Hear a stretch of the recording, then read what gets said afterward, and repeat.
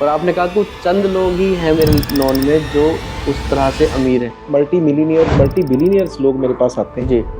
पर जो अगर मैंने सही अमीरी देखी तो वो मेरे 5-6 नंबर से ज़्यादा वो नंबर मैं नहीं गिन पाऊंगा।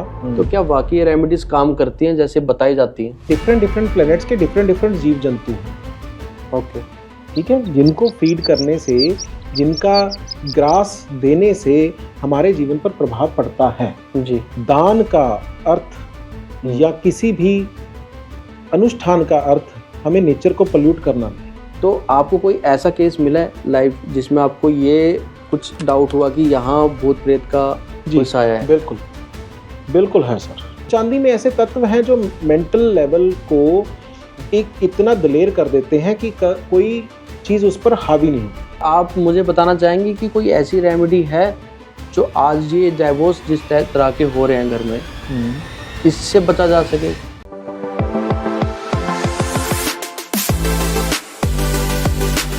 हेलो एवरीवन, आपका स्वागत है आज के हमारे इस अमेजिंग पॉडकास्ट में। और जैसा कि आपको पता ही है कि हम हमेशा से एक यूनिक टॉपिक टच करते हैं एक यूनिक तरीके से। तो आज का जो हमारा टॉपिक रहने वाला है वो रहने वाला है एस्ट्रोलॉजी के ऊपर। तो एस्ट्रोलॉजी के ऊपर बहुत सी बातें होती हैं, बहुत से मिथ हैं जिसको इस पॉडकास्ट में आज हम ख़त्म करने वाले हैं, क्योंकि आज के जो हमारे गेस्ट हैं उनका जो पर्सपेक्टिव है एस्ट्रोलॉजी को लेके वो बिल्कुल ही डिफरेंट है। तो आइए स्टार्ट करते हैं इस अमेजिंग पॉडकास्ट को और आज के हमारे एक्सपर्ट से बात करते हैं जिनका नाम है mister Chandan Verma. Hello sir, welcome to our podcast channel. जी, कैसे हैं? बहुत बढ़िया, बहुत बढ़िया। तो सर आज का ये पॉडकास्ट स्टार्ट करेंगे बिजनेस से।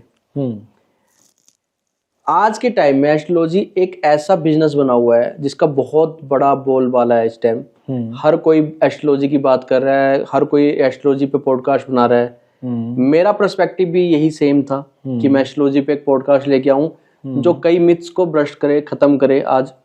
बट मेरा सवाल पहला आपसे ये है कि इस टाइम पे, जिस टाइम पे एस्ट्रोलॉजर बहुत अच्छा बिजनेस कर रहे हैं, चाहे वो जेन्युइन है चाहे वो अनजेन्युइन है, उस टाइम पे आप 1 रुपए भी चार्ज नहीं कर रहे, ऐसा क्यों?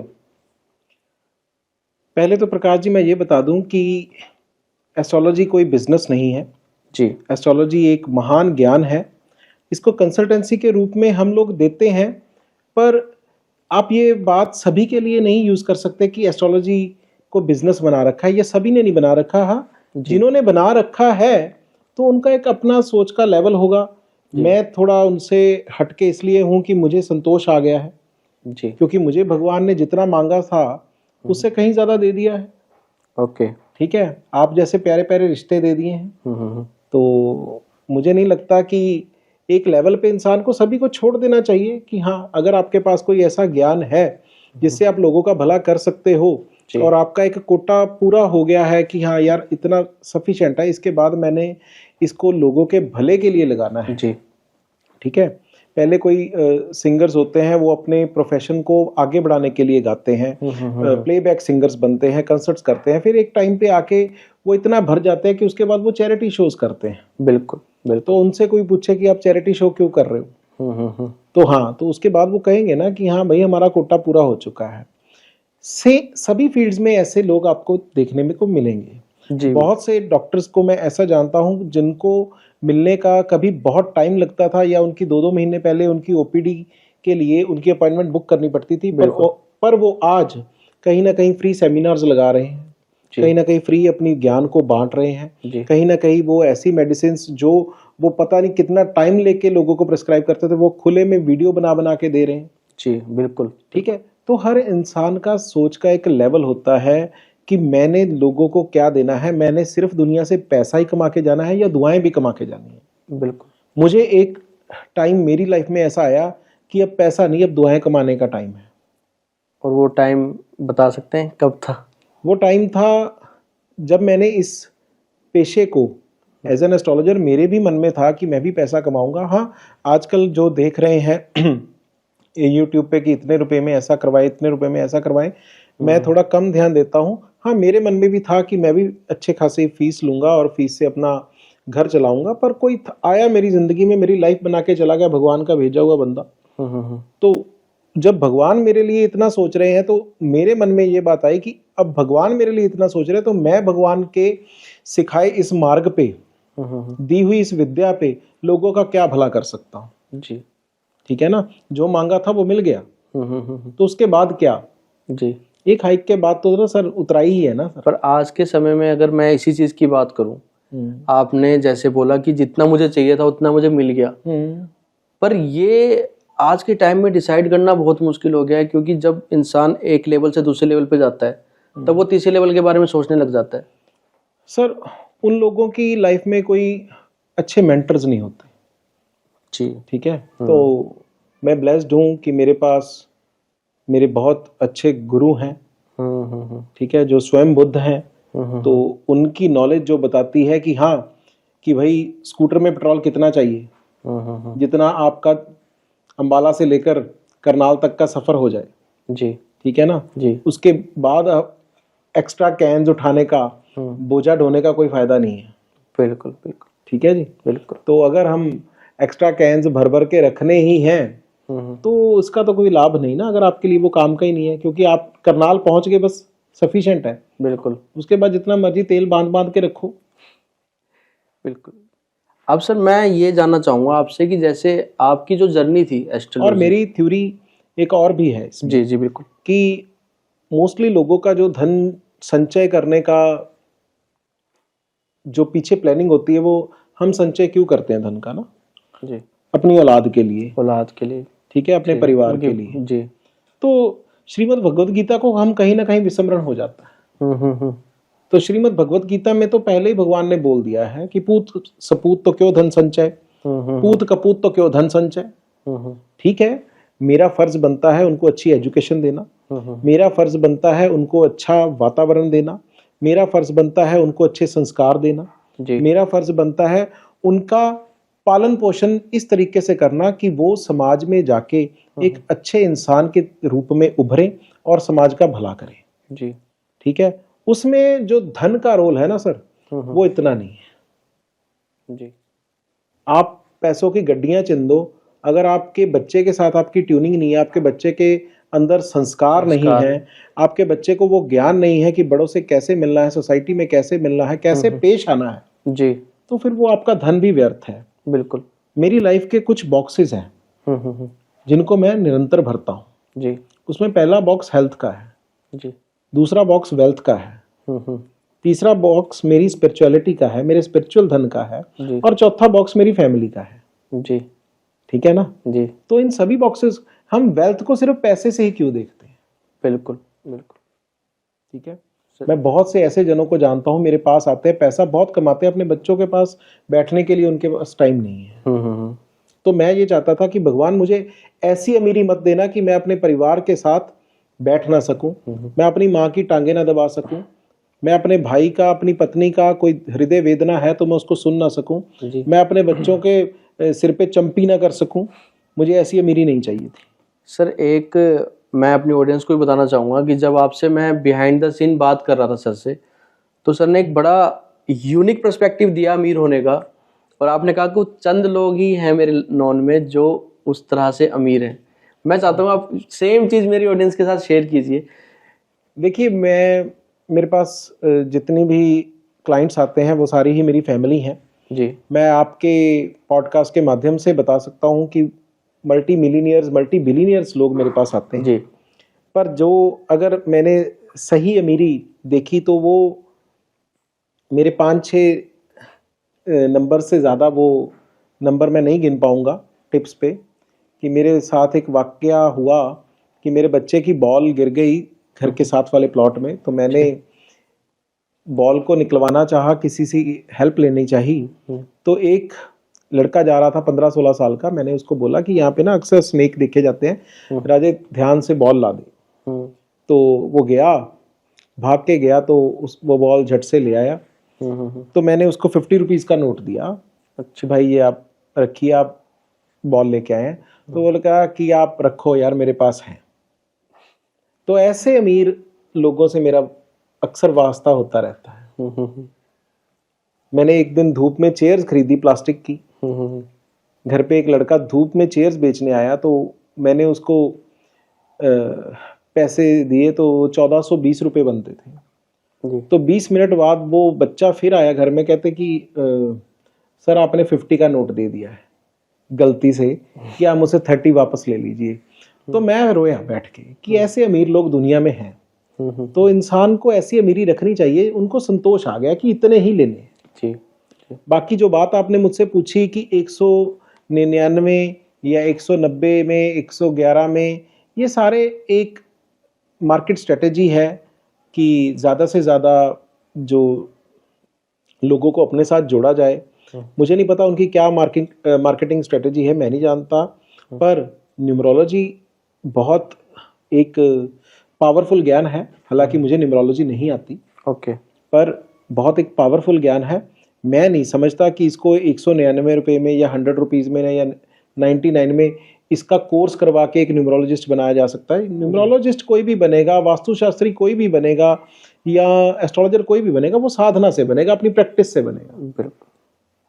तो सर आपकी जर्नी के बारे में बताइए थोड़ा सा कि आप कब आपकी जर्नी स्टार्ट हुई है एज ए एस्ट्रोलॉजर? सर मेरी एस्ट्रोलॉजिकल जो जर्नी है वो शुरू हुई थी 2004 में। जी। 2004 में जब मुझे अपने गुरु महाराज के पास जाने का, मेरे मामा जी के पास जाने का मुझे मौका मिला। अक्सर हम ननिहाल तो जाते हैं, मामा जी एस्ट्रोलॉजर हैं वहाँ पे। तो अच्छा, तो आपके जो गुरुजी थे वो आपके मामा जी। अच्छा, सगे मामा जी। बिल्कुल, सगे मामा जी। जी। तो अक्सर जाते थे जी। बहुत सी बातें पूछते रहते थे। मामा जी आज इंडिया मैच जीतेगी या इंग्लैंड जीतेगी? तो उन्होंने बोल देना कि इंडिया जीतेगी। कितने रन बनेंगे? तो उन्होंने बोल देना कि 300 से नीचे नीचे बनेंगे या 250 से नीचे नीचे बनेंगे, फिर भी इंडिया जीतेगी। तो वैसे ही हो जाता था। तो ये तो थी क्यूरियोसिटी की बातें। फिर कहते थे नहीं यार ऐसे कैसे हो सकता है, ये तो तुक्का लग गया। पर धीरे धीरे जब एक्यूरेसी सामने आने लगी कि हाँ ऐसा भी हो सकता है, ऐसा भी हो सकता है। तो मैंने एक पीछे भी अभी पॉडकास्ट किया था, तो उसमें मैंने बताई भी थी ये बात कि जो बात सिर्फ मेरे साथ हो रही थी, मेरे ही गले में दर्द थी और मैं ही उसको जानता था, और मेरे गुरु ने मुझे झट से बोला कि तेरे यार गले में पेन है। तो मैंने मामा जी को बोला हाँ पेन है, वाकई पेन है कि मुझसे सलाइवा अंदर नहीं ले जा पा रहा हूँ, मुझे सलाइवा अंदर ले जाने में मुश्किल हो रही है, बहुत ज़्यादा दर्द है। तो फिर मेरा विश्वास और बनना शुरू हुआ। फिर बहुत से वाक्य हैं कि जो सामने आते गए, practice makes a man perfect, और उनके साथ बैठना सीखना।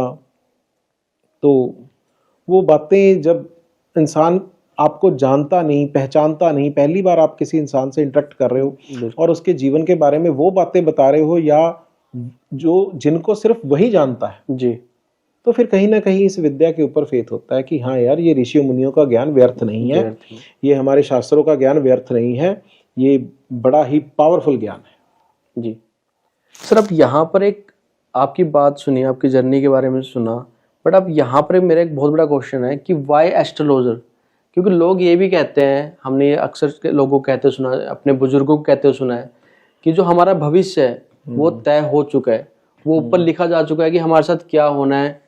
तो आपको लगता है कि जो चीज ऑलरेडी तय हो चुकी है, जो हमारे बारे में लिखी जा चुकी है, उसमें एस्ट्रोलॉजर का कोई पार्ट है या वो कुछ चेंज ला सकता है?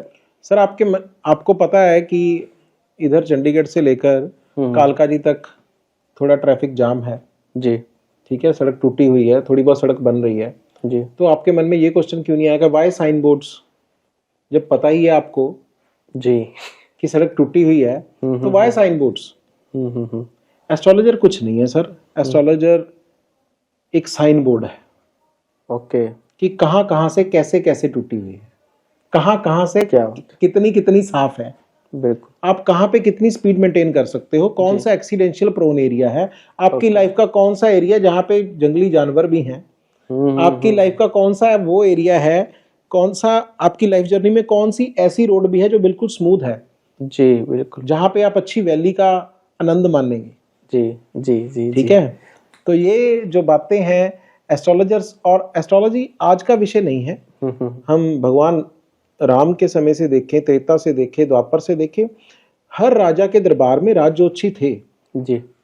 तो अभी तो एस्ट्रोलॉजर नाम से फेमस हो गए हैं, जैसे जैसे विजिलेंसी लोगों में आई है तो लोग विजिलेंट हो रहे हैं। इसलिए, और एज पर एज ये एक ऐसा प्रभावशाली ज्ञान है जी जो निकल के आया है और पूरी दुनिया में इसने अपना डंका बजवाया है। अपने ज्ञान के आधार पे, अपनी कैलकुलेशंस के आधार पे हिंदुस्तान की संस्कृति इतनी फेमस हुई है कि दूरों विदेशों से लोग इसको सीखने आ रहे हैं। जी बिल्कुल। ठीक है, और कहीं ना कहीं इसमें हमारे ऋषियों मुनियों का, हमारे वेदों का बहुत बड़ा योगदान है। जी तो वाई एस्ट्रोलॉजर्स, मैं नहीं कहूँगा कि ये एक शब्द है। एस्ट्रोलॉजी एक जीवन का अंग है, कि ऐसी साइंस है जी कि जिससे अपनाकर, जिससे हमारे जीवन का एक मार्गदर्शन हो सकता है कि कहाँ कहाँ पे हमारी लाइफ की जर्नी में एक्सीडेंशियल प्रोन एरिया है, कहाँ कहाँ पे सेफ जोन है, कहाँ कहाँ पे हम जितनी मर्जी चाहे उतनी गाड़ी भगा सकते हैं, कहाँ कहाँ हमें स्लो रखनी चाहिए। जी तो एक मार्गदर्शन का काम एस्ट्रोलॉजी करती है। जी। बट अगर जैसे आपने बताया कि एक मार्गदर्शन का काम करती है, बट इसमें कई ऐसे एस्ट्रोलॉजर्स हैं जो रेमेडीज की बात करते हैं, जो बात करते हैं कि अगर आप इस चीज़ को फॉलो करते हैं तो आपका ये चीज़ ठीक हो जाएगी, अगर आप ये फॉलो करते हैं तो आप इससे बाहर निकल पाओगे। जैसे अगर आपका व्यापार में लॉस हो रहा है, अगर आपके घर में तनाव है, आपके हस्बैंड वाइफ में बन नहीं रही है, तो ये रेमेडीज आप यूज़ कीजिए, वो आप ठीक हो सकते हैं। तो क्या वाकई ये रेमेडीज काम करती हैं जैसे बताई जाती हैं? जी सर, रेमेडीज का प्रयोग मैं भी करवाता हूँ। जी देखिए, मैन और नेचर कोई अलग चीज नहीं है। जी यथा पिंडे तथा ब्रह्मांडे, है ना। जो आपकी बॉडी में है जी वही पूरे ब्रह्मांड में आप देख रहे हैं। एरोप्लेन आप बाहर देख रहे हैं, एरोप्लेन कहाँ से आया? उड़ता हुआ एरोप्लेन आया तो इंसान में से ही है इंसान ना? में से, बिल्कुल सही बात है। रोड पे भागता हुआ ट्रक कहाँ से आया? आया तो इंसान में से ही है ना? तो ये जो नेचर है ये भी कहीं और से नहीं आई, हम नेचर से आए हैं, नेचर हम में से आई है। जी बिल्कुल। ठीक है, नेचर और हम कनेक्टेड हैं। ऐसे ही डिफरेंट डिफरेंट प्लैनेट्स के डिफरेंट डिफरेंट जीव जंतु हैं। ओके। ठीक है, जिनको फीड करने से, जिनका ग्रास देने से हमारे जीवन पर प्रभाव पड़ता है। जी ठीक है, तो वो रेमेडीज जो बताते हैं एस्ट्रोलॉजर्स, वो गलत नहीं बताते, बशर्ते उसकी साधना कितनी है, उसकी प्रैक्टिस कितनी है। अगर व्यर्थ के तांबे चांदी के पीस ही जल प्रवाह करने हैं जी तो उसका तो कोई लॉजिक नहीं बनता। वो आप पानी को जितना मर्जी पोल्यूटेड कर लो, जी धरती में जितना मर्जी पीतल की रॉड्स दबा दो, जी। ठीक है, वो एक लॉजिक नहीं है। और सर अगर आज के टाइम में मैं अगर एस्ट्रोलॉजी की बात करता हूँ, इसमें आपको मैं इंटरप्ट करूंगा जी अगर किसी ने दान पुण्य करना भी है जी तो आपको पूरा हक बनता है एस्ट्रोलॉजर से पूछने का कि जो आप मुझसे रेमेडी करवा रहे हो इससे क्या होगा और इसके पीछे लॉजिक क्या है। ठीक है। मान लीजिए आपको कोई कोयला जल प्रवाह करने के लिए बोलता है तो आपका पूछने का फर्ज बनता है कि मैं कोयला जल प्रवाह क्यों करूं। ठीक है। तो बेसिकली कोयला तो पानी को प्योर करता है। ठीक है जी। तो अगर पानी प्योर होगा, वही पानी, साफ पानी किसी जीव जंतु को पीने के लिए मिलेगा तो वो आपको आशीष देगा। जी ठीक है, जी। लेड है, जल प्रवाह करते हैं लोग, तो वो पानी को प्योर करने वाले एलिमेंट्स हैं। जी ठीक है, आप कोई दाल डालते हैं पानी में तो वहां के बैठे जो सूक्ष्म जीव हैं, जो मछलियां हैं या कोई और जीव हैं, उनको खाने के लिए मिलेगा। हाँ, अगर आप जा रहे हैं नहर पे लिफाफा लेके वही पॉली बैग फेंक रहे हैं, तो अगर आप एक साइड आप उपाय कर रहे हैं, दूसरी तरफ आप पानी को पॉल्यूट भी कर रहे हैं। मैंने किसी को उपाय लिखा तो वो थोड़ी देर बाद मेरा भी रोड से गुजरना हुआ तो वो 15-20 में कैलेंडर फेंक रहे थे। ठीक है, और 200-250 ग्राम आटे की गोलियां डाल रहे थे। अब बताइए कि वो पुण्य कर रहे थे या पाप कर रहे थे? पाप कर रहे थे। पाप कर रहे थे, दोनों ही चीज कर रहे थे अगर देखा जाए। तो हमें ये, आपके हिसाब से अगर मैं बोलूं, दान का अर्थ या किसी भी अनुष्ठान का अर्थ हमें नेचर को पोल्यूट करना नहीं। जी बिल्कुल। पेड़ों पे चुन्नियां बांध के हम क्या साबित करना चाहते हैं? जी बिल्कुल। पेड़ों पे बांधिए विश्वास का धागा। ठीक है, बिल्कुल। नदियों में प्रवाह कीजिए विश्वास से भरा हुआ अनाज कि हाँ, मेरे इस एक एक दाने में जो मैं पानी में डालूंगा उससे किसी ना किसी जीव का भला हो। पुराने टाइम से जो आज की जो हमारी हिंदू सभ्यता है, ये हमारी जो शरीर को जलाने के बाद जो हड्डियां गंगा जी में प्रवाह की जाती हैं, उसका भी लॉजिक यही था। बिल्कुल, कि वो कोयला भी पानी को प्योर कर। जी बिल्कुल। ठीक है, तो हमारा तो सनातन धर्म यही सिखाता है। सर अब मैं वापस एस्ट्रोलॉजी के ऊपर ही आना चाहूँगा और मैं आपसे ये पूछना चाहता हूँ कि आज के टाइम में सबसे ज़्यादा जो सुनने वाला शब्द है, जो हम वर्ड सबसे ज़्यादा सुन रहे हैं, वो डाइवोर्स। रीज़न अलग अलग है, बट डाइवोर्स की जो काउंटिंग है वो बढ़ती जा रही है। तो मैं ये जानना चाहता हूँ आपसे कि अगर जन्म कुंडली मिलाई जा रही है, दो कपल जब एक होने जाते हैं उससे पहले उनकी कुंडली मिलाई जा रही है, सब कुछ बढ़िया बताया जा रहा है, उसके बावजूद डाइवोर्स हो रहे हैं, तो इसकी इसमें गलती कहाँ है? सर गलती कहीं ना कहीं फिर कहूँगा कि ज्योतिष गलत नहीं है, ज्योतिषी गलत है जी। मतलब 1 to 10 गिनते गिनते पता चल जाता है जी कि इस शख्स का तलाक होगा या नहीं होगा, ओके इसके साथ मैरिज करनी चाहिए या नहीं करनी चाहिए जी, इन दोनों की केमिस्ट्री अच्छी होगी या नहीं होगी जी, ठीक है। सेकंड बात, कहीं ना कहीं जितनी हमारी सोसाइटी ने फाइनेंशियली या मेटेरियलिस्टिकली ग्रो किया है, उतना आज उस लेवल पे कहीं ना कहीं आज भी अध्यात्म की कमी है जी बिल्कुल, क्योंकि मैरिज एक बहुत बड़ी पवित्र कमिटमेंट है जी, जिसको परिवार शुरू से निभाते आए हैं। आजकल के दौर में वो उस कमिटमेंट को आजकल का यूथ कहीं ना कहीं भूल गया है और उसको पता चल गया है कि आजकल एक नया वर्ड निकल के मेरे सामने आ रहा है कि मेरे पास एक कपल आया तो मैंने कहा जी आपका रिलेशन, कहते हैं हम ओपन मैरिज में रह रहे हैं। मैंने कहा मुझे भी समझाइए, ये मैंने लिव इन रिलेशनशिप सुना था, ओपन रिलेशनशिप, मैंने ओपन रिलेशनशिप सुने थे, अफेयर सुना था, ये ओपन मैरिज क्या है? तो कहते हैं हम मैरिड हैं बट ओपन है। मैंने कहा तो ये ओपन मैरिज मेरे कंसेप्ट से बाहर था। तो कहीं ना कहीं शादी जैसे शब्द की पवित्रता को अगर लोग नहीं समझ पाए तो वहाँ प्रचार की कमी है, लोग अध्यात्म से नहीं जुड़े हुए, लोगों ने ये नहीं समझा कि ये भगवान की दी हुई और सृष्टि के नए सृजन के लिए दिया हुआ एक वो प्रोसेस है कि जिसको निभा के हम पूरे संसार का, पूरे समाज का भला करते हैं। बिल्कुल ठीक है। तो वैल्यूज की कमी आज के दौर में अगर कोई ज्योतिषी नहीं दे सकता, वैल्यूज तो आपको फिर वही बात आ गई कि वो आपको पेरेंट्स ही देंगे जी, वो आपको अच्छे मेंटर ही देंगे, अच्छे सदगुरु ही देंगे जी। इसलिए लाइफ में गुरु होने चाहिए, इसलिए लाइफ में पेरेंट्स का भी ज्ञानी होना चाहिए जी।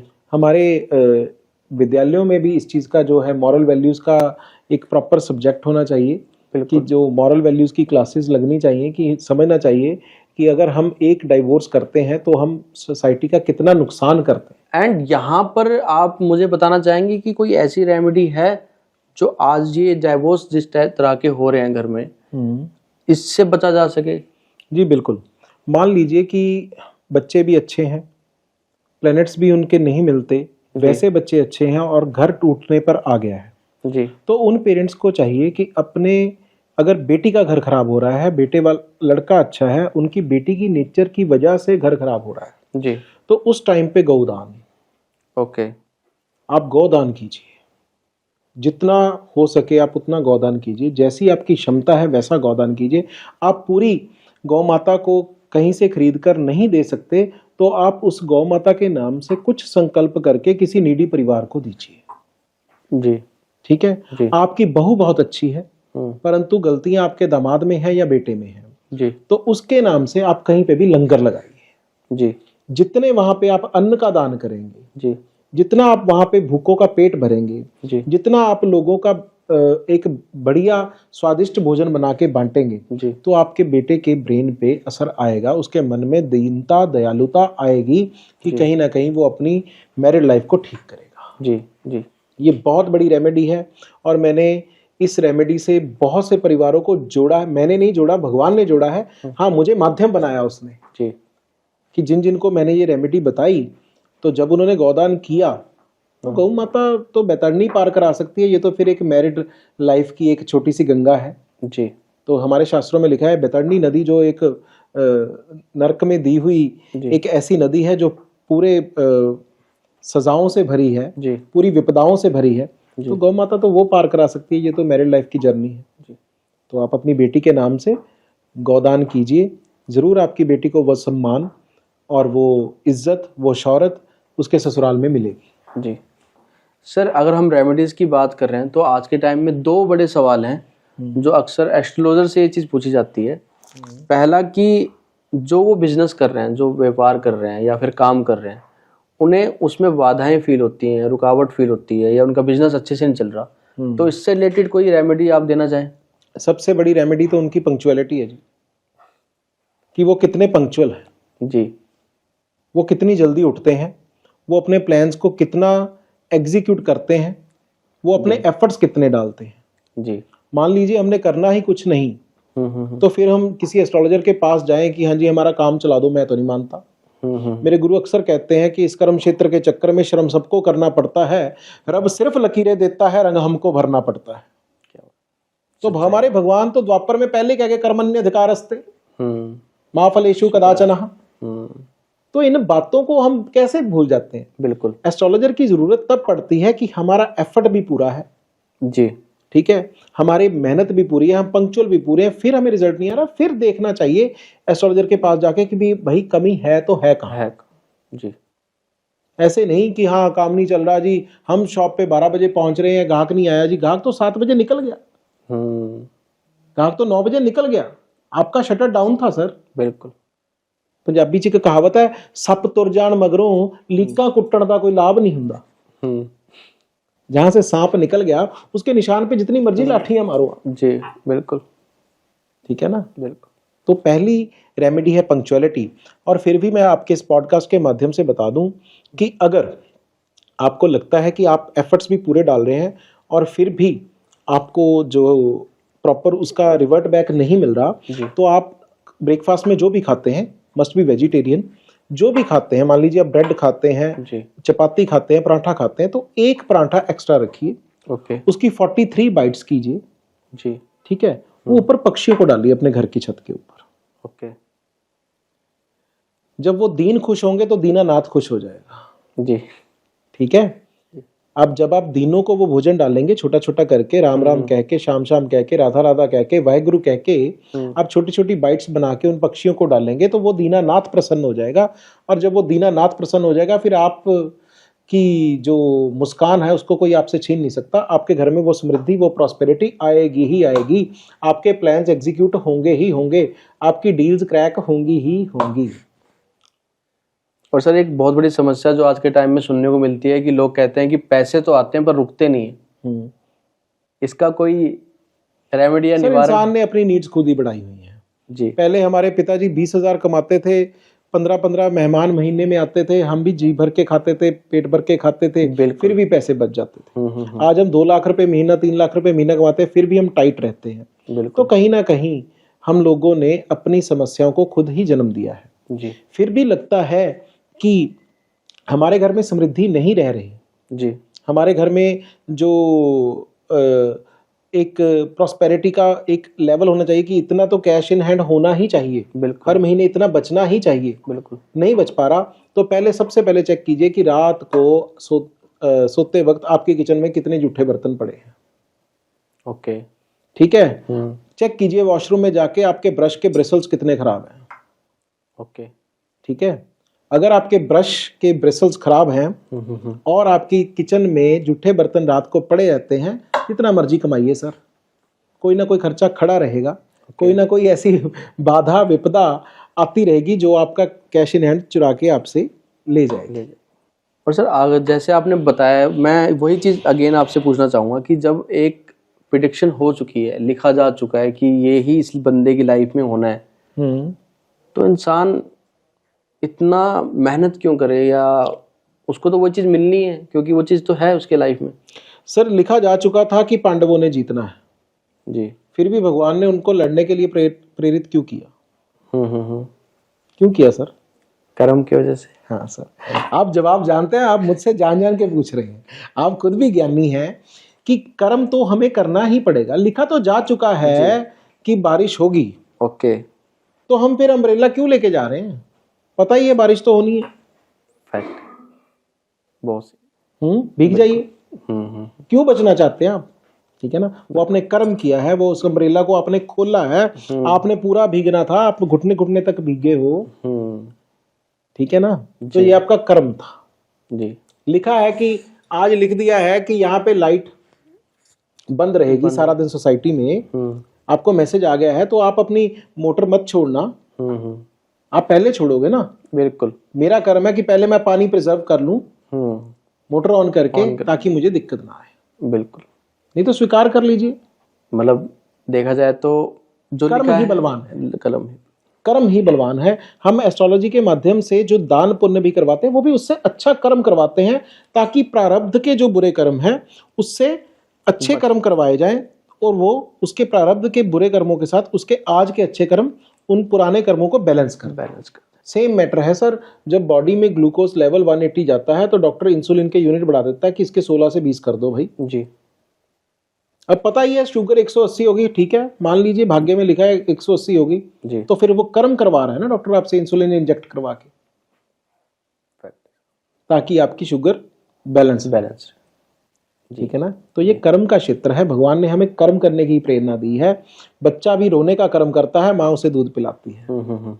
सर अब इसी चीज को आगे लेके चलते हैं, और अक्सर ये सुनने में आता है जो लाल किताब है उससे हम अपनी जो मरने की डेट है वो भी पता लगा सकते हैं, क्या ये सच है सर? जी सर, बिल्कुल साधना है, प्रैक्टिस है जी। बहुत से ऐसे ज्ञानी हैं जिन्होंने अपने मरने की डेट, मिनट, सेकंड तक प्रेडिक्ट किया है। सर ये भारतीय ज्योतिष कोई छोटी मोटी चीज नहीं है। हालांकि मैं उस लेवल तक नहीं पहुंचा हूं, पहुंच जाऊंगा, चले हुए हैं। +2 हो गई, ग्रेजुएशन हो जाएगी। हाँ, ये नहीं कह सकते कि अभी 9th में है। ठीक है, पहुंच जाएंगे। सर एक चीज और मुझे पूछनी थी, जो आजकल अगर हम पॉडकास्ट देखते हैं अलग अलग तरह के, उसमें एक चीज की बात होती है कि भूत प्रेत या फिर काला जादू, क्या ऐसी चीजें होती हैं? एंड क्या आपके इस जर्नी में, पूरी लाइफ जर्नी में, जब आप एज एस्ट्रोलॉजर आप रहे हैं, तो आपको कोई ऐसा केस मिला है लाइफ जिसमें आपको ये कुछ डाउट हुआ कि यहाँ भूत प्रेत का जी साया है? बिल्कुल बिल्कुल है सर, दिन है तो रात भी है जी। ठीक है ना सर। तो कोई केस से जोड़ के बताएं सर इस चीज के बारे में। सर केस आया है, बिल्कुल केस आया है जी। मेरे वाइफ की ही फ्रेंड थी। ओके। और वो she is a very good TV actress now. Okay. तो जब उनसे मैं मिला था तो वो मुझको उसकी टोन आज भी याद है। मतलब अमरीश पुरी भी फेल थे, जो उसकी आवाज की टोन थी। और जब वो मेरे पास ऑफिस में आई और मुझे बताते बताते उनकी आवाज बदल गई थी। तो डुअल पर्सनैलिटी है सर, इसको साइंस भी मानती है। ठीक है, सोल इनकार्नेशन को भी साइंस मानती है। और हमारे श्री हनुमान चालीसा में तो लिखा ही है, फिर क्यों पढ़ा जाता है कि भूत पिशाच निकट नहीं आवे, महावीर जन नाम सुनावे।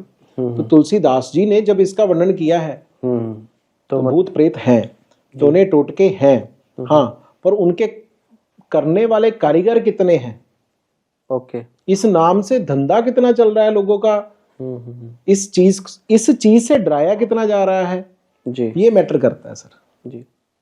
जिसको कुछ समझ नहीं आ रहा वो एक सिंपल बात कह रहा है कि यार तो आपकी रिश्तेदारी में एक लेडी है, शरीर में भारी है, चेहरे पे ऐनक लगी हुई है, उम्र 60 साल है। अरे भाई 60 साल में ऐनक तो लगेगी, हाँ। शरीर तो भारी होगा ही।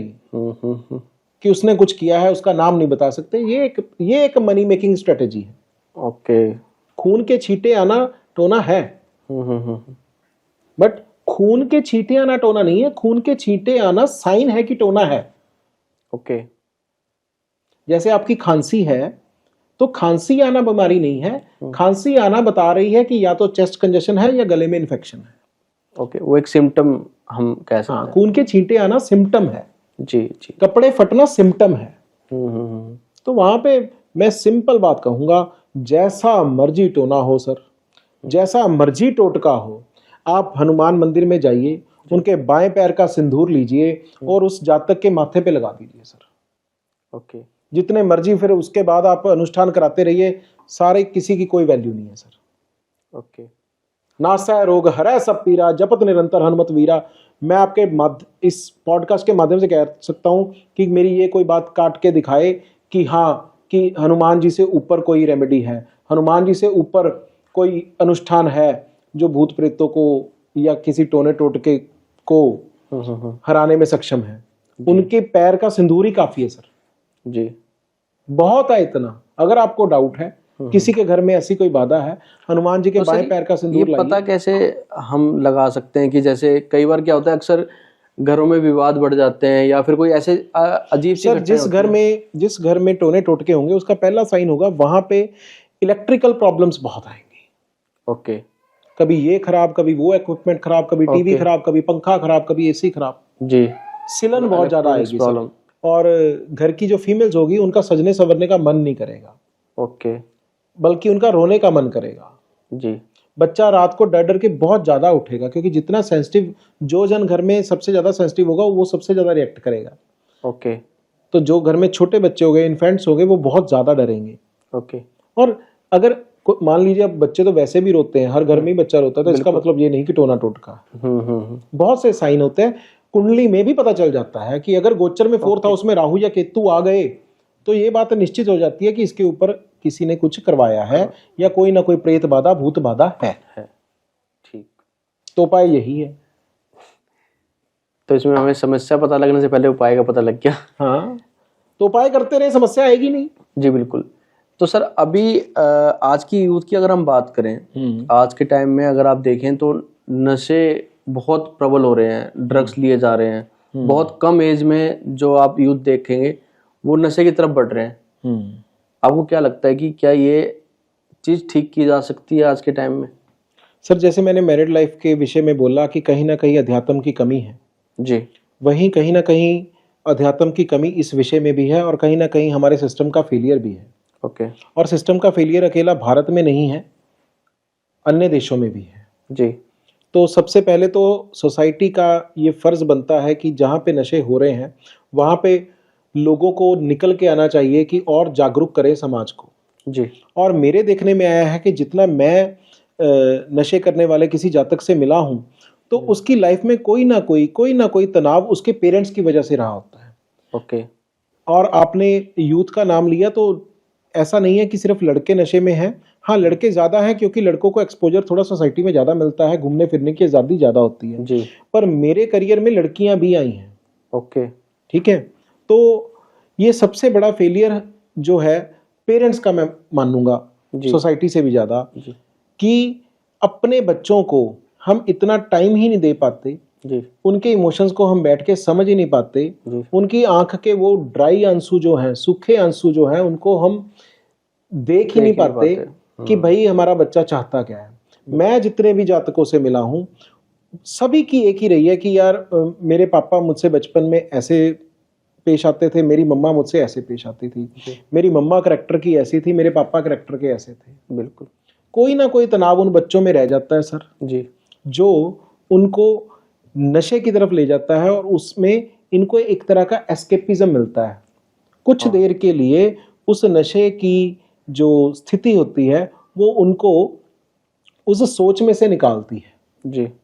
और वो जो एस्केपिज्म है, जो कुछ देर का लिए वो स्पेस उनको मिलती है, और जितनी लॉन्ग लास्टिंग स्पेस मिलती है वो नशा उतना उनके लिए बेहतर हो जाता है। मान लीजिए कोई ड्रिंक करता है वो 2 घंटे के लिए, और जो कोई मेडिकल नशा करता है 7 घंटे के लिए, जो कोई उससे ऊपर भी कोई केमिकल नशा करता है वो 2-2 दिन के लिए। जी। फिर एक टाइम पे उसको वो समस्या भी भूल जाती है, उसको वो अपने बचपन की पीड़ा भी भूल जाती है, फिर वो नशा ही उसके लिए सब कुछ हो जाता है। तो सबसे पहला रोल तो बनता है पेरेंट्स का कि अपने बच्चों के साथ टाइम डिवोट करें, उनके साथ वॉक करें, उनके साथ खेल लें, उनके साथ समा गुजारें, उनकी दिनचर्या पूछें। जी। मैं नहीं कहता आप बच्चे की केयर करते हो 16 साल की उम्र में जाके, 17 साल की उम्र के जाके। जी। मैं कहता हूं उनकी केयर करो 6 साल की उम्र में। बिल्कुल। जिस बच्चे को आप अपने हाथ से रोटी की जो बुरकियां हैं उनके मुंह में डालोगे ना 6 साल की उम्र में, तो वो बच्चे को 16 साल में जाके केयर की जरूरत नहीं पड़ेगी। बिल्कुल। जितने मर्जी नशेड़ियों में बिठा देना, फिर वो बच्चा बिगड़ नहीं सकता सर। जिस पौधे की जड़ ही आपने इतनी मजबूत कर दी, जी, स्टार्टिंग में ही इतना अच्छा मैन्योर डाल दिया, स्टार्टिंग में ही उसकी इतनी अच्छी ग्राइंडिंग कर दी, प्लोइंग कर दी, बिल्कुल, तो फिर वो पौधे को पेड़ बनने से कौन रोक देगा सर। ठीक है जी। और अगर हम ज्योतिष के विषय में बात करें तो अगर आपको लगता है कि आपका बच्चा कहीं ना कहीं इंडल्ज हो रहा है, पहला तो यही है कि उसके साथ टाइम गुजारें, और सेकंड उसके मन पे उसका काबू आए, क्योंकि हर नशा करने वाला व्यक्ति नशा छोड़ना चाहता है। बिल्कुल।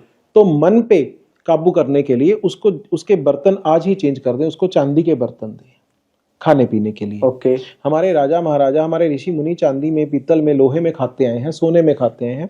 तो चांदी में ऐसे तत्व हैं जो मेंटल लेवल को एक इतना दलेर कर देते हैं कि कोई चीज उस पर हावी नहीं होती। Okay, kind of will power strong. Will power strong हो जाएगी। तो पहले तो उसके बर्तन चांदी के कर दे, चाहे एक गिलास ही दे, चाहे एक स्पून ही दे, कोई ना कोई चांदी का बर्तन उसके मुंह में जाए ड्यूरिंग द मील्स। सेकंड, आप उसको खाना किचन में खिलाएं।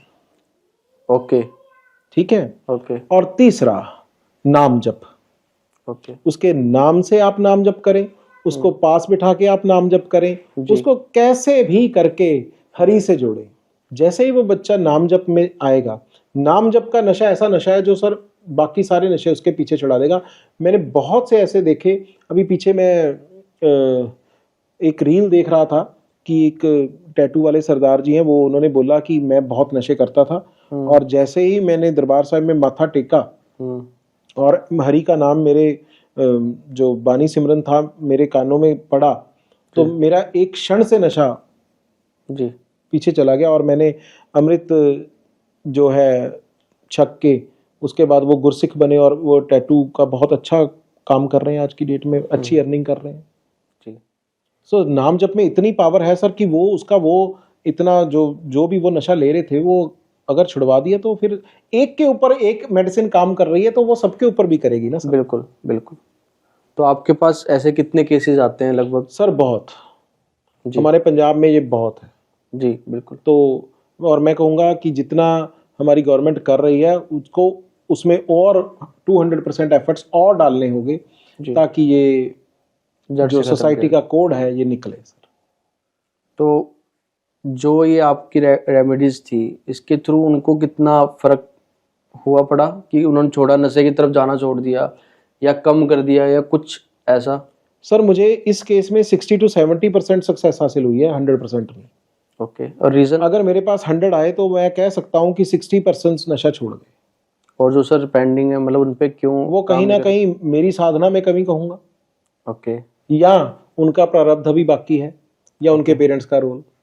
एक चीज जो मैं आजकल देखता हूँ या देखता आ रहा हूँ बचपन से ही, कि जब हम जागरण या इसी माता की चौकी पे बैठे हैं तो वहां पर एक वर्डिंग यूज होती है, जब हम देखते हैं कि एक लेडीज के अंदर देवी माँ आ गई हैं और ऐसे ऐसे बहुत से जगह हैं जहाँ पे ये चीज देखा जाता है। तो आप क्या ये कितने हद तक सही है? क्या ऐसा सच में होता है? सर आप ना मुट्ठी में ब्रह्मांड पकड़ने की बात कह रहे हो। जो है ही पूरे ब्रह्मांड में समाया हुआ, जो शक्ति पूरे ब्रह्मांड में ही विद्यमान है, वो आपका मानना है कि वो किसी शरीर में आएगी? बिल्कुल। जो पूरे ब्रह्मांड की अधिष्ठात्री देवी है जी, ऐसे लोगों को ना सर मतलब सिर्फ प्रचार की कमी है, और मैं कहूंगा इनको साइकेट्रिस्ट की ज्यादा जरूरत है। देवी शक्ति वो भी किसी शख्स में आएगी? इतनी पवित्र नाम है माँ, उनको क्या जरूरत है किसी में आके बोलने की? फैक्ट। क्या जरूरत है उस देवी को आके सिर घुमाने की? जी। क्या जरूरत है? एक मस्ती एक अलग चीज है, आप मस्ती में झूम रहे हो, नाच रहे हो, मस्ती अलग चीज है। मैं नहीं मानता, मैं इस बात का खंडन करता हूं। ये हमारे जितने भी धार्मिक सिंगर्स हैं उनको भी इस चीज का प्रचार करना चाहिए, और पूरा डंके की चोट पे करना चाहिए कि जो भी लोग ऐसा करते हैं उनको पकड़ के पंडाल में से बाहर करना चाहिए, जो हमारे देवी देवताओं का मजाक उड़ाते हैं सर। ऐसे देवी माता किसी में नहीं आएगी सर। देवी तो है ही विद्यमान, हमारा होना ही देवी की सबसे बड़ी ताकत है जी। हम अपनी माँ के पेट में से निकले हैं जी। कोई हमारा चार्जिंग जो है सॉकेट नहीं है, फिर भी हम बोल रहे हैं, हंस रहे हैं, रो रहे हैं, गा रहे हैं, खा रहे हैं। ये किसी ताकत से कम है? बिल्कुल। अलग से कोई ताकत क्यों आएगी सर? बिल्कुल नहीं सर, मेरा कोई ऐसा मानना नहीं है कि किसी शख्स में देवी माँ। पहले तो ये बहुत बड़ी अवज्ञा करना ही है कि किसी में देवी माँ प्रवेश करेगी। देवी माँ तो खुद, उसने तो पूरा संसार समाया हुआ है। जी। ठीक है ना जी। आप सागर को कप में कैसे भरोगे सर? बिल्कुल सर। मैंने हाल ही फिलहाल में एक रील देखी थी जिसमें कहा जा रहा है कि आप अगर माता को एक बकरी की बलि देते हैं तो आपका ये काम पूरा हो जाएगा, आपको घर में पैसे आ जाएंगे। क्या ये पॉसिबल है? सर क्या आपका मानना है कि माँ सिर्फ आपकी है, वो बकरी की नहीं? सबकी माँ है सर। सबकी माँ है सर। बिल्कुल। क्या आपकी माँ बर्दाश्त करेगी कि आपको मैं कांटा चुभाऊं, एक सेफ्टी पिन लेके आपके यहाँ पे प्रिक करूं? कतई नहीं सर। नहीं बर्दाश्त करेगी ना। बिल्कुल नहीं। वैसे ही वो अगर हमारी भी माँ है तो वो बकरी की भी माँ है। बिल्कुल। ऐसे फेक जो बंदे हैं ना सर, ये सबसे बड़ा सोसाइटी का सत्यानाश इन्हीं लोगों ने किया है जी। कि आपके पास पैसा आ जाएगा इसलिए वो करवा रहे हैं। मैं कहता हूं आप पैसा तो छोड़ो, एक 5 रुपए का सिक्का जी प्रकट करके दिखा दें, मैं उनके जो कहे वो देना। सच्चाई। अगर वो 5 रुपए का सिक्का प्रकट करके दिखाते हैं तो कहीं ना कहीं आरबीआई की चेस्ट से वो गायब भी हुआ होगा। बिल्कुल बिल्कुल।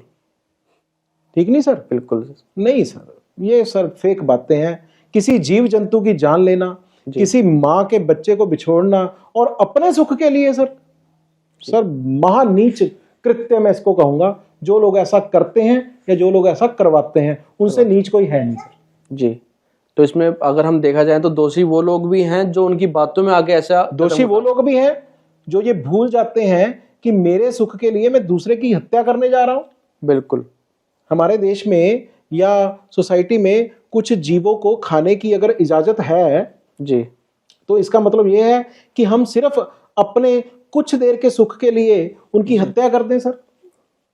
नहीं साहब, बिल्कुल। ऐसी देवी फिर आपको बख्शेगी नहीं। सच्चाई। सोचने मात्र से भी ऐसा अंत फिर वो करेगी ना, फिर जब वो चंडी रूप लेगी ना उस बेजुबान की खातिर, वो आपसे संभाला नहीं जाएगा सर। सर एक चीज और भी है, मैं आपसे पूछना चाहूंगा कि आज के टाइम में वेज और नॉन वेज के ऊपर बहुत डिबेट हो चुकी है।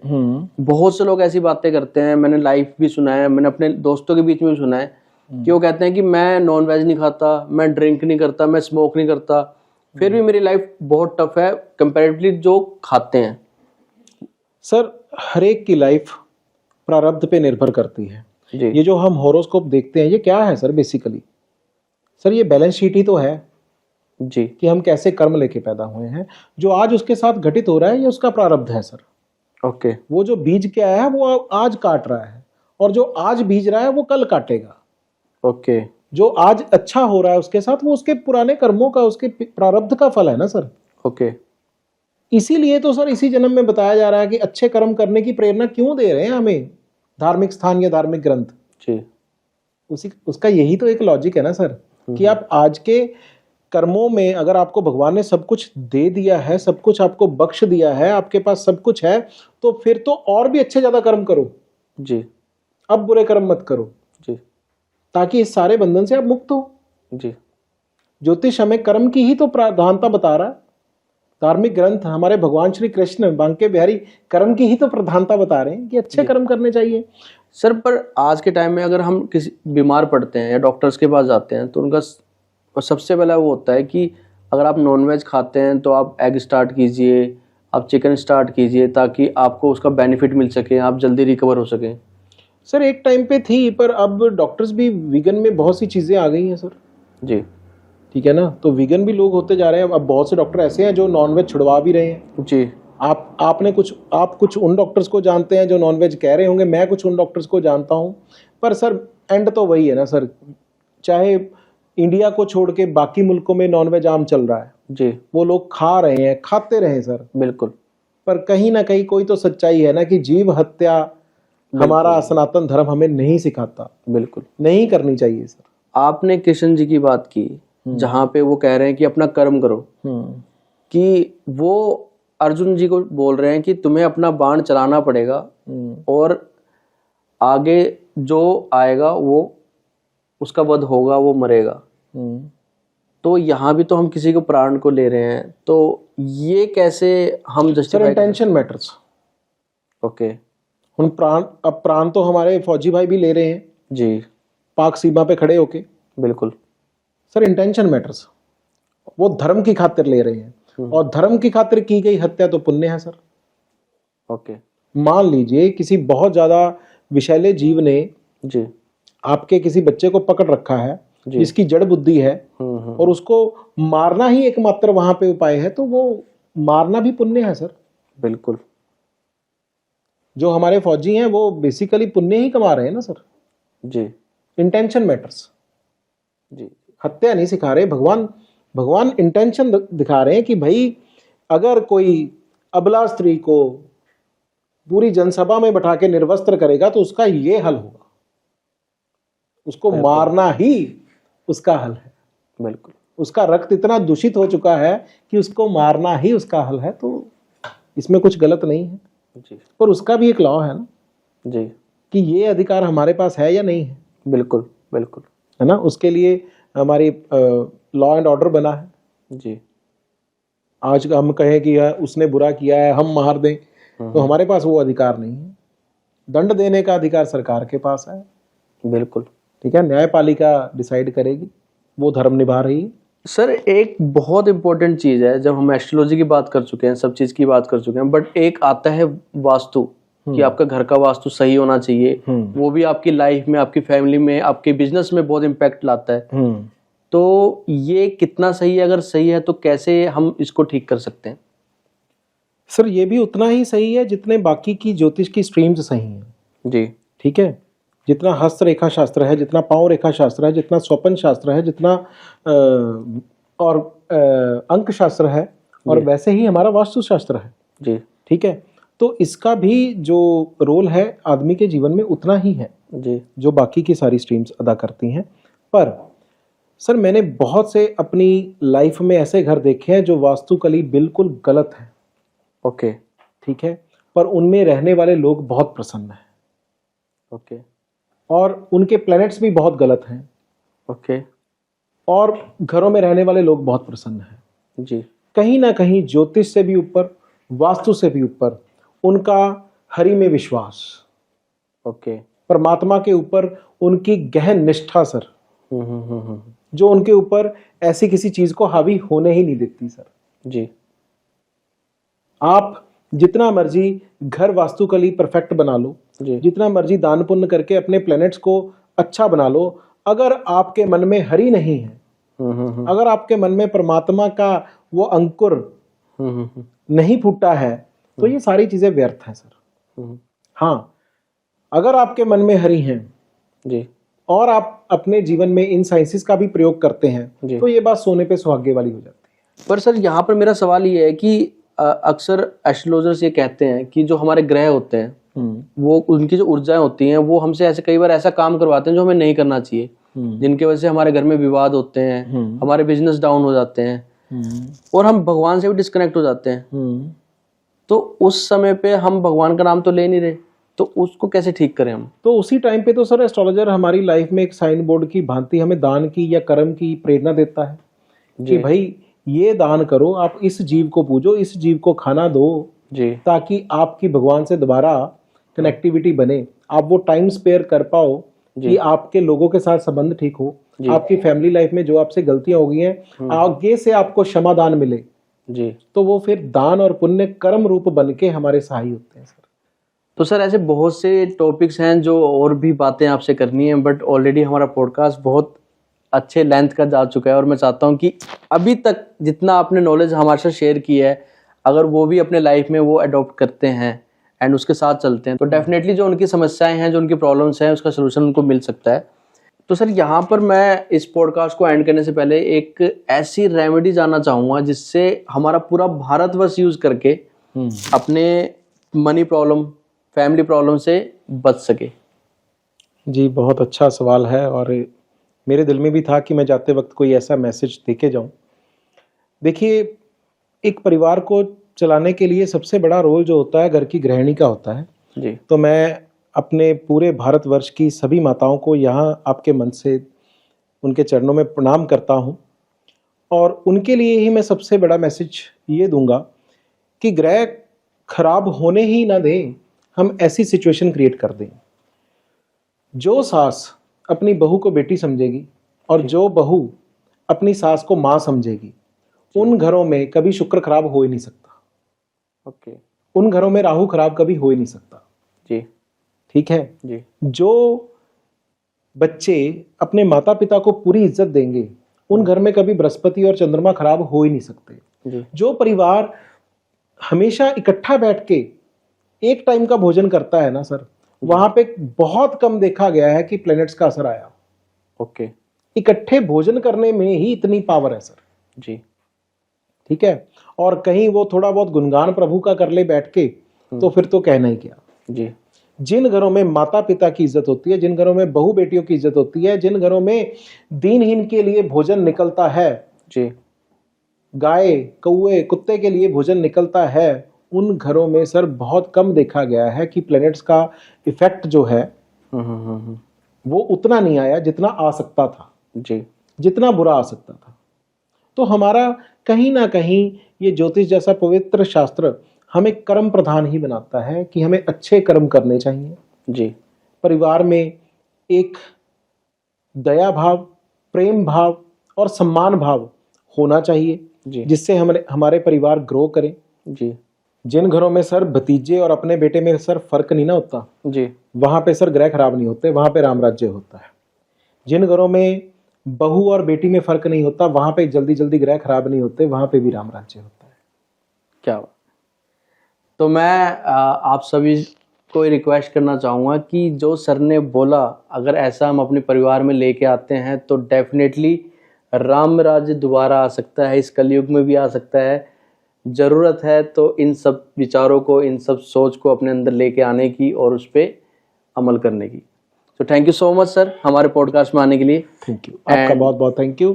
जो आप इस पॉडकास्ट के माध्यम से हमारे ऋषियों मुनियों का, हमारी सनातन धर्म का ऐसा पवित्र ज्ञान आप जन जन तक पहुंचा रहे हैं, भगवान आपको बहुत बहुत आशीर्वाद। Thank you sir. So I hope आपको आज का हमारा ये पॉडकास्ट बहुत अमेजिंग लगा होगा, क्योंकि ऐसे काफ़ी एस्ट्रोलॉजी से रिलेटेड मिथ थे जो हमने इस पॉडकास्ट में कवर किए। अगर आपके भी कोई क्वेश्चन है तो आप हमारे कमेंट बॉक्स में पूछ सकते हैं। अगर आपको वीडियो अच्छी लगी हो तो लाइक कर सकते हैं। अगर आपकी कोई क्वेरी हो तो आप इनसे कनेक्ट भी कर सकते हैं। अब सिर्फ आपको करना यह है कि आपको नीचे जो लाल बटन दिख रहा है सब्सक्राइब का, उसको क्लिक करना है, बेल आइकन को दबाना है, ताकि हमारे आने वाले पॉडकास्ट को भी आप देख पाएं।